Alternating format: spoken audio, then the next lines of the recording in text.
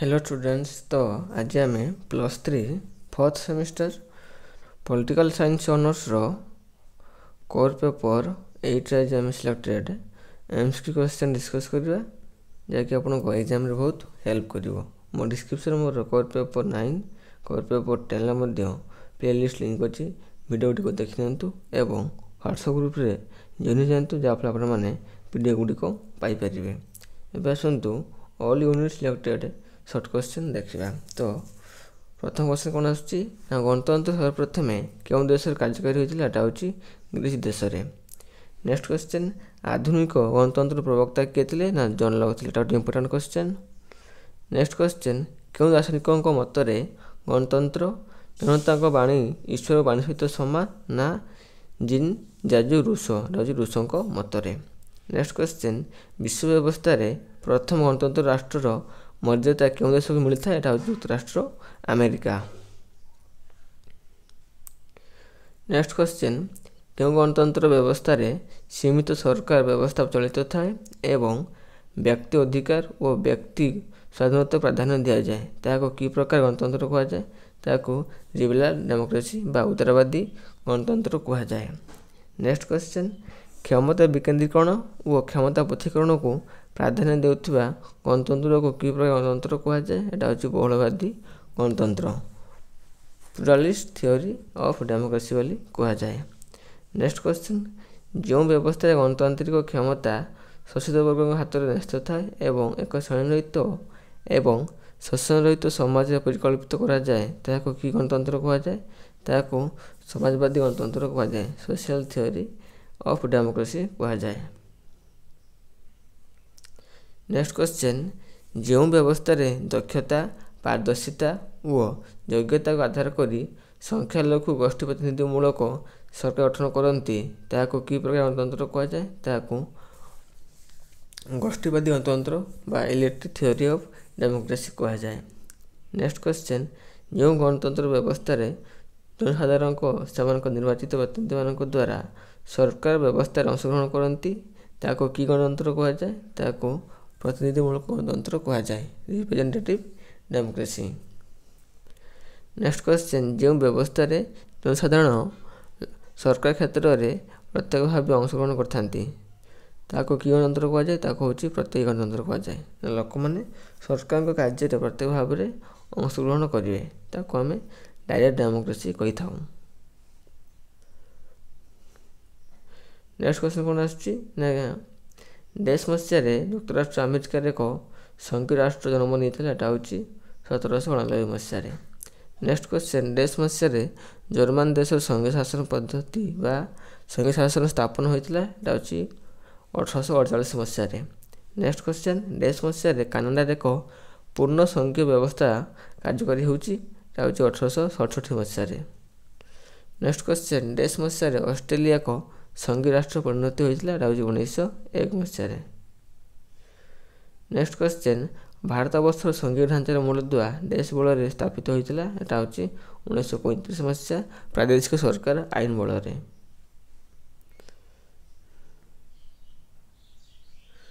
Next question आसची पुरातन Greece सभ्यतार राष्ट्र को कौन कह हूँ पॉलिस बोली कह।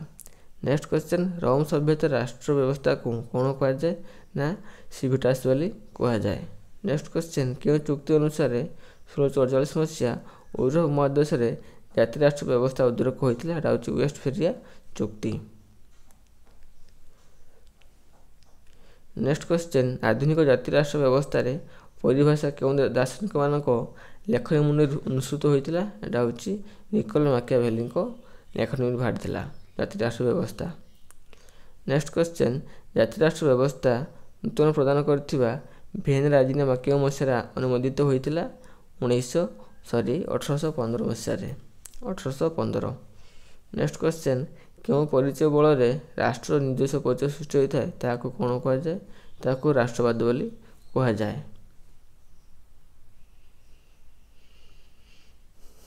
नेक्स्ट क्वेश्चन एक निर्दिष्ट भूखंड मध्य आबद्ध थिबा जनसमष्टि एक प्रकार संस्कृति परंपरा एवं भावधारा को ग्रहण कर संपुक्त अंचल प्रति सर्वश्रेष्ठ आनुगत्य प्रकाश करती कौन कह जाए। जाति राष्ट्र व्यवस्था कह जाए। ପ୍ରତିଷ୍ଠିତ ସମାଜରେ ମୂଲ୍ୟବୋଧ ଉପରେ ଆଧାରିତ ରାଷ୍ଟ୍ରର ଆବଶ୍ୟକତା କ'ଣ ସୃଷ୍ଟି ହୋଇଥାଏ? ଏଇଟା ହେଉଛି ଜାତୀୟ ସ୍ୱାର୍ଥ ସୃଷ୍ଟି ହୋଇଥାଏ। ଉପନିବେଶବାଦ କବଳରୁ ମୁକ୍ତ ହୋଇ ସ୍ୱାଧୀନତା ଲାଭ କରୁଥିବା ରାଷ୍ଟ୍ରମାନଙ୍କ ସହଯୋଗ ବ୍ୟବସ୍ଥାକୁ କ'ଣ କୁହାଯାଏ? ନା ତୃତୀୟ ବିଶ୍ୱ ରାଷ୍ଟ୍ର ବ୍ୟବସ୍ଥା କୁହାଯାଏ।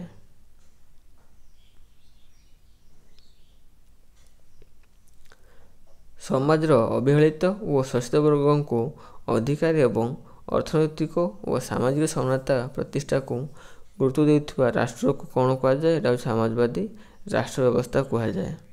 ନେକ୍ସଟ କ୍ୱେଶ୍ଚନ୍, ଅର୍ଥନୈତିକ, ସାମାଜିକ, ବାଣିଜ୍ୟିକ, ବ୍ୟବସାୟିକ ଓ ରାଜନୈତିକ କ୍ଷେତ୍ରରେ ସମନ୍ୱୟ ରକ୍ଷା କରିବା ସହିତ ରାଷ୍ଟ୍ରମାନେ ବିଶ୍ୱଗ୍ରାମ ବ୍ୟବସ୍ଥାକୁ ଆପଣାଇବା ପ୍ରକ୍ରିୟାକୁ ଡେସ୍ କୁହାଯାଏ ନା ସହଯୋଗୀ ରାଷ୍ଟ୍ର ବ୍ୟବସ୍ଥା କୁହାଯାଏ।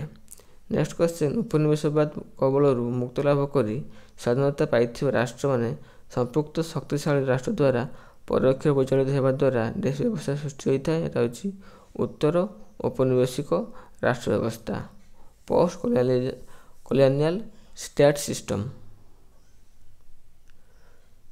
ନେକ୍ସଟ କ୍ୱେଶ୍ଚନ୍, ଅର୍ଥନୀତି, ନିରାପତ୍ତା ଏବଂ ବାଣିଜ୍ୟ କ୍ଷେତ୍ରରେ ବିକଶିତ ରାଷ୍ଟ୍ରମାନଙ୍କ ଉପରେ ନିର୍ଭରଶୀଳ କରୁଥିବା ରାଷ୍ଟ୍ର ସମୂହକୁ ଡେସ୍ କୁହାଯାଏ। ଏଟା ହେଉଛି ପରାଶ୍ରୟବାଦୀ ରାଷ୍ଟ୍ର ବ୍ୟବସ୍ଥା କୁହାଯାଏ। ନେକ୍ସଟ କ୍ୱେଶ୍ଚନ୍, ଯେଉଁ ରାଷ୍ଟ୍ରରେ ଶିଳ୍ପର ପ୍ରସାର ହେବା ସହିତ ସାକ୍ଷରତା ହାର, ଜନସାଧାରଣଙ୍କ ଜୀବନଧାରଣର ମାନବର ଉନ୍ନତି ଏବଂ ବଳକା ଅର୍ଥନୀତି ଦେଖିବାକୁ ମିଳିଥାଏ ତାହାକୁ ଡେସ୍ କୁହାଯାଏ। ତାକୁ ବିକଶିତ ରାଷ୍ଟ୍ର କୁହାଯାଏ। ନେକ୍ସଟ କ୍ୱେଶ୍ଚନ୍, ଭାରତର ରାଷ୍ଟ୍ରପତି ଓ ଉପରାଷ୍ଟ୍ରପତିଙ୍କୁ କେଉଁ ନିର୍ବାଚିତ ପ୍ରଣାଳୀ ଦ୍ୱାରା ନିର୍ବାଚିତ କରାଯାଏ? ଏଟା ହେଉଛି ଆନୁପାତିକ ହାରରେ ପରୋକ୍ଷ ନିର୍ବାଚନ। ନେକ୍ସଟ କ୍ୱେଶ୍ଚନ୍, କେଉଁ ଦାର୍ଶନିକଙ୍କ ମତରେ ରାଷ୍ଟ୍ରର ଆଇନ ଦ୍ୱାରା ଯୋଗ୍ୟ ବିବେଚିତ ଜନସାଧାରଣଙ୍କ ନିର୍ବାଚନ କରି ଦାୟିତ୍ୱ ନିର୍ବାହ କରି ବ୍ୟବସ୍ଥାପକରେ ସଭାକୁ ପ୍ରତିନିଧିତ୍ୱ ପଠାଇଥାନ୍ତି? ଏଟା ହେଉଛି ଗିଲଖ୍ରିଷ୍ଟଙ୍କ ମତରେ ଯେ ରାଷ୍ଟ୍ରର ଆଇନ ଦ୍ୱାରା ଯୋଗ୍ୟ ବିବେଚିତ ଜନସାଧାରଣଙ୍କ ନିର୍ବାଚନରେ ଦାୟିତ୍ୱ ନିର୍ବାହ କରୁଥିବା ବ୍ୟବସ୍ଥାପକ ସଭାକୁ ପ୍ରତିନିଧିତ୍ୱ ପଠାଇଥାନ୍ତି। ଏଟା ହେଉଛି ଗିଲଖ୍ରିଷ୍ଟଙ୍କ ମତରେ।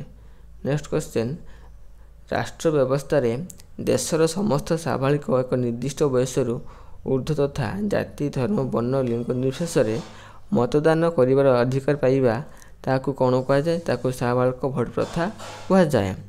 ନେକ୍ସଟ କ୍ୱେଶ୍ଚନ୍, ଯେଉଁ ବ୍ୟବସ୍ଥାରେ ନିର୍ବାଚନ ପ୍ରକ୍ରିୟାରେ ବ୍ୟକ୍ତିବିଶେଷଙ୍କୁ ଭୋଟ ଦିଆନଯାଇ ରାଜନୈତିକ ଦଳମାନଙ୍କୁ ଭୋଟ ଦିଆଯାଏ ଏବଂ ଦଳର ମାନ୍ୟତା ବା ଦଳର ତାଲିକା ଅନୁସାରେ ପ୍ରାର୍ଥୀ ଚୟନ କରାଯାଏ ତାହାକୁ କି ପଦ୍ଧତି କୁହାଯାଏ? ତାହାକୁ ହେଉଛି ତାଲିକା ପଦ୍ଧତି ବା ଲିଷ୍ଟ ସିଷ୍ଟମ କୁହାଯାଏ। ନେକ୍ସଟ କ୍ୱେଶ୍ଚନ୍, କେଉଁ ପଦ୍ଧତି ଅନୁସାରେ ଗୋଟିଏ ନିର୍ଦ୍ଦିଷ୍ଟ ବୃତ୍ତିର ଲୋକମାନଙ୍କୁ ନେଇ ଗଠିତ ନିର୍ବାଚନ ମଣ୍ଡଳୀର ମତଦାନ କରାଯାଇ ପ୍ରତିନିଧି ଚୟନ କରାଯାଏ? ଏଟା ହେଉଛି ବୃତ୍ତିଗତ ପ୍ରତିନିଧିତ୍ୱ ବ୍ୟବସ୍ଥା।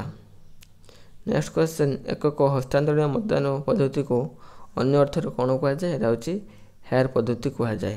ଓକେ, ଦେନ୍ ନେକ୍ସଟ କ୍ୱେଶ୍ଚନ୍, ଯେତେବେଳେ ମୁକ୍ତ ପ୍ରଣାଳୀରେ ଆଧାରରେ ମତଦାତାମାନଙ୍କର ସମସ୍ତ ଜ୍ଞାତସାର ମତଦାନ କରିଥାନ୍ତି ତାହାକୁ କି ମତଦାନ ବ୍ୟବସ୍ଥା କୁହାଯାଏ? ତାହାକୁ ମୁକ୍ତ ଭୋଟ ବ୍ୟବସ୍ଥା କୁହାଯାଏ। ନେକ୍ସଟ କ୍ୱେଶ୍ଚନ୍, ଯେଉଁ ପ୍ରଣାଳୀ ମାଧ୍ୟମରେ ଜଣେ ମତଦାତା ନିଜର ମତଦାନକୁ ଗୁପ୍ତ ରଖି ଭୋଟ ଗ୍ରହଣ କରିଥାଏ ବା ଭାଗ ନେଇଥାଏ ତାହାକୁ କି ମତଦାନ କୁହାଯାଏ? ତାହାକୁ ଗୁପ୍ତ ମତଦାନ କୁହାଯାଏ। ନେକ୍ସଟ କ୍ୱେଶ୍ଚନ୍,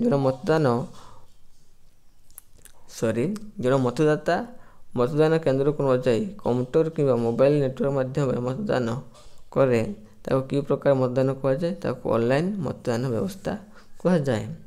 ନେକ୍ସଟ କ୍ୱେଶ୍ଚନ୍, ଜଣେ ମତଦାତା ଅନ୍ୟ ଜଣଙ୍କ ପାଇଁ ମତଦାନ କରିବାର ଆଇନଗତ ବ୍ୟବସ୍ଥାକୁ କ'ଣ କୁହାଯାଏ? ନା ପ୍ରକ୍ସି ଭୋଟ ବୋଲି କୁହାଯାଏ। ହେଉଛି ଇମ୍ପୋର୍ଟାଣ୍ଟ କ୍ୱେଶ୍ଚନ୍। ନେକ୍ସଟ କ୍ୱେଶ୍ଚନ୍ କ'ଣ ଆସୁଛି? ନା ନାରୀ ମତଦାନ ବ୍ୟବସ୍ଥା ପ୍ରଥମେ କେଉଁ ଦେଶରେ କାର୍ଯ୍ୟକାରୀ ହୋଇଥିଲା? ଏଟା ହେଉଛି ଆମେରିକାରେ। ନେକ୍ସଟ କ୍ୱେଶ୍ଚନ୍, ଯୁକ୍ତରାଷ୍ଟ୍ର ଆମେରିକା ରିପବ୍ଲିକାନ ପାର୍ଟି ମୂଳ ଆଦର୍ଶ ହେଉଛି ଡେସ୍ ନା ସଂଘବାଦ। ନେକ୍ସଟ କ୍ୱେଶ୍ଚନ୍, ଚୀନ ଦେଶରେ କମ୍ୟୁନିଷ୍ଟ ଦଳ ଡେସ୍ ଆଦର୍ଶ ଓ ନୀତି ଦ୍ୱାରା ପର୍ଯ୍ୟବେସିତ? ନା ମାର୍କ୍ସ ଲେନିନ୍ ମାଓଙ୍କ ନୀତି ଆଦର୍ଶ ଉପରେ ଚୀନ ଦେଶ କମ୍ୟୁନିଷ୍ଟ ଦଳ ପର୍ଯ୍ୟବେସିତ। ନେକ୍ସଟ କ୍ୱେଶ୍ଚନ୍, ସୁଇଜରଲ୍ୟାଣ୍ଡର ରାଜନୈତିକ ଦଳମାନଙ୍କର ସକାଳର ବ୍ୟବସ୍ଥା ଡେସ୍ ଅଂଶଗ୍ରହଣ କରିଥାନ୍ତି? ନା ଆନୁପାତିକ? ଏଟା ଭୁଲ ଅଛି। ଏଟା ହେଉଛି ସକାଳ ବ୍ୟବସ୍ଥାରେ ଲୋକମାନେ ବା ଜନସାଧାରଣ କମନ୍ ପିପୁଲ୍ ମାନେ ଅଂଶଗ୍ରହଣ କରିଥାନ୍ତି। 14 ମୁଁ ଆଥରେ କହିଦେଉଛି, ସୁଇଜରଲ୍ୟାଣ୍ଡର ଏଇଟା ଭୁଲ ଅଛି। ସୁଇଜରଲ୍ୟାଣ୍ଡର ରାଜନୈତିକ ଦଳମାନଙ୍କର ସରକାର ବ୍ୟବସ୍ଥାରେ ଡ୍ୟାସ୍ ଅଂଶଗ୍ରହଣ କରିଥାନ୍ତି, ଏଇଟା ହେଉଛି ପିପୁଲ୍ ବା ଜନସାଧାରଣ। ଓକେ, ନେକ୍ସଟ କ୍ୱେଶ୍ଚନ୍, ଦେଶ ବ୍ୟବସ୍ଥାରେ ରାଜନୈତିକ ଦଳମାନଙ୍କର ଭୂମିକା ଗୁରୁତ୍ୱପୂର୍ଣ୍ଣ ଥାଏ, ଏଇଟା ହେଉଛି ଗଣତାନ୍ତ୍ରିକ ବ୍ୟବସ୍ଥାରେ। ନେକ୍ସଟ କ୍ୱେଶ୍ଚନ୍, ଭାରତରେ ରାଜନୈତିକ ଦଳ ରହିଥାନ୍ତି କିନ୍ତୁ ଡେସ୍କ ବ୍ୟବସ୍ଥା ନାହିଁ, ନା ଦଳୀୟ ବ୍ୟବସ୍ଥା ନାହିଁ।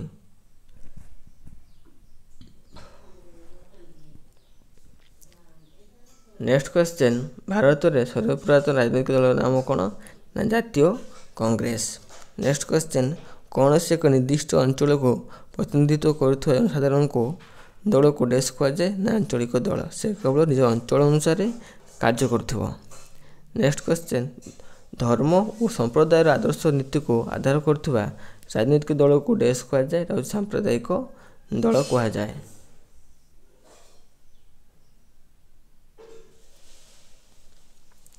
ନେକ୍ସଟ କ୍ୱେଶ୍ଚନ୍, ଯେଉଁ ବ୍ୟବସ୍ଥାରେ ରାଷ୍ଟ୍ରର ସମସ୍ତ ନାଗରିକ ସରକାରଙ୍କ କାର୍ଯ୍ୟଧାରାର ସକ୍ରିୟ ଅଂଶଗ୍ରହଣ କରିଥାନ୍ତି, ତାହାକୁ କ'ଣ କୁହାଯାଏ, ତାହାକୁ ଯୋଗଦାନକାରୀ ରାଜନୈତିକ ସଂସ୍କୃତି କୁହାଯାଏ।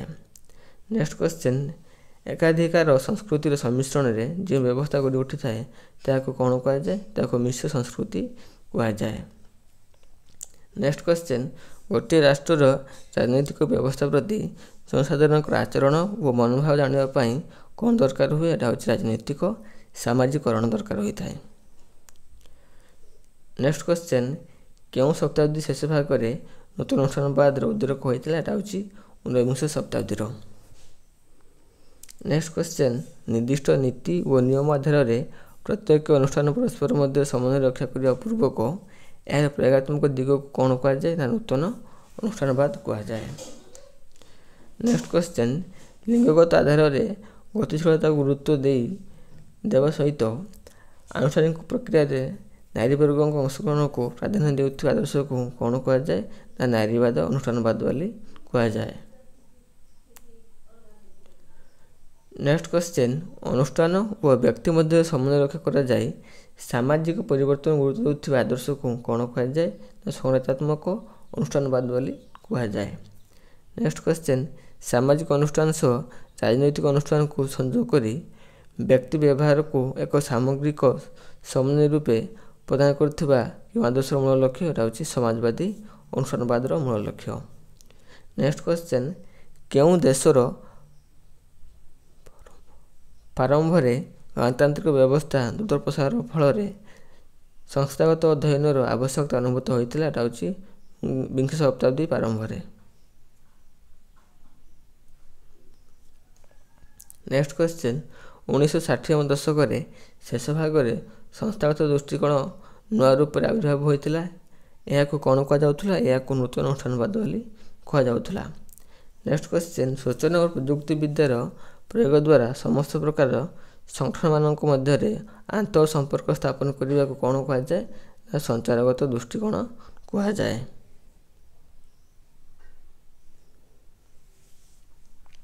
ନେକ୍ସଟ କ୍ୱେଶ୍ଚନ୍, ବହୁଳବାଦୀ ସମାଜରେ ସଂସ୍କୃତି ବିବିଧତା ଯୋଗୁଁ ଡେସ୍କ ସଂସ୍କୃତି ଦେଖିବାକୁ ମିଳିଥାଏ, ଏଇଟା ହେଉଛି ରାଜନୈତିକ ଉପସଂସ୍କୃତି।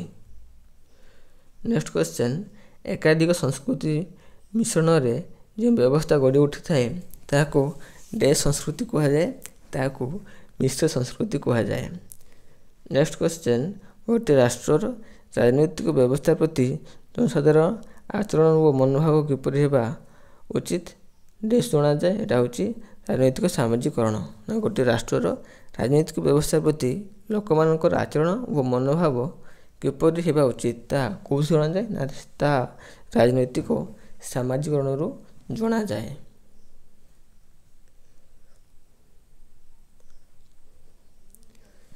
ନେକ୍ସଟ କ୍ୱେଶ୍ଚନ୍, ରାଜନୈତିକ ସଂସ୍କୃତି ଜନସାଧାରଣଙ୍କର ରାଷ୍ଟ୍ର ପ୍ରତି ଥିବା ଡେସ୍କ ଏବଂ ଡେସ୍କ ସମ୍ପର୍କ ଧାରଣା ପ୍ରଦାନ କରିଥାଏ, ଏଇଟା ହେଉଛି ଆଚରଣ ଓ ସମର୍ଥନ। ନେକ୍ସଟ କ୍ୱେଶ୍ଚନ୍, ଡେସ୍କ ଶତାବ୍ଦୀ ଶେଷ ଭାଗରେ ନବୀନ ଅନୁଷ୍ଠାନବାଦର ବିକାଶ ହୋଇଥିଲା, ଏଇଟା ହେଉଛି 19ବିଂଶ ଶତାବ୍ଦୀର। ନେକ୍ସଟ କ୍ୱେଶ୍ଚନ୍, ନିର୍ଦ୍ଦିଷ୍ଟ ନୀତି ଓ ନିୟମ ଆଧାରରେ ପ୍ରତ୍ୟେକ ଗଣତନ୍ତ୍ର ଅନୁଷ୍ଠାନ ପରସ୍ପର ମଧ୍ୟରେ ସମନ୍ୱୟ ରକ୍ଷା କରିବା ପୂର୍ବକ ଏକ ପ୍ରଜ୍ଞାତ୍ମକ ଦିଗକୁ ଡ୍ୟାସ୍ କୁହାଯାଏ। ଏଟା ହେଉଛି ନବୀନ ଅନୁଷ୍ଠାନବାଦ ବୋଲି କୁହାଯାଏ। ନେକ୍ସଟ କ୍ୱେଶ୍ଚନ୍, ଆଦର୍ଶ ଓ ନୀତି ନିୟମକୁ ପ୍ରାଧାନ୍ୟ ଦେଉଥିବା ଅନୁଷ୍ଠାନବାଦକୁ ଡ୍ୟାସ୍ କୁହାଯାଏ। ଏଟା ହେଉଛି ଆଦର୍ଶଗତ ଅନୁଷ୍ଠାନବାଦ କୁହାଯାଏ। ନେକ୍ସଟ କ୍ୱେଶ୍ଚନ୍, ଲିଙ୍ଗଗତ ଆଧାରରେ ଗତିଶୀଳତା ଗୁରୁତ୍ୱ ପ୍ରଦାନ କରିବା ସହିତ ରାଷ୍ଟ୍ରମାନଙ୍କର ପ୍ରକ୍ରିୟାରେ ନାରୀବର୍ଗଙ୍କ ଅଂଶଗ୍ରହଣକୁ ପ୍ରାଧାନ୍ୟ ଦେଉଥିବା ଆଦର୍ଶକୁ ଡ୍ୟାସ୍ କୁହାଯାଏ। ନାରୀବାଦ ଅନୁଷ୍ଠାନବାଦ ବୋଲି କୁହାଯାଏ। ନେକ୍ସଟ କ୍ୱେଶ୍ଚନ୍, ଅନୁଷ୍ଠାନ ଓ ବ୍ୟକ୍ତି ମଧ୍ୟରେ ସମନ୍ୱୟ ରକ୍ଷା କରାଯାଇ ସାମାଜିକ ପରିବର୍ତ୍ତନ ଗୁରୁତ୍ୱ ଦେଉଥିବା ଆଦର୍ଶକୁ କ'ଣ କୁହାଯାଏ? ସକାରାତ୍ମକ ଆଦର୍ଶବାଦ ବୋଲି କୁହାଯାଏ। ଏହା ଥିଲା ଆପଣଙ୍କର all unit selected short question ଯାହା ମୁଁ ଡିସ୍କସ୍ କଲି। Thank you.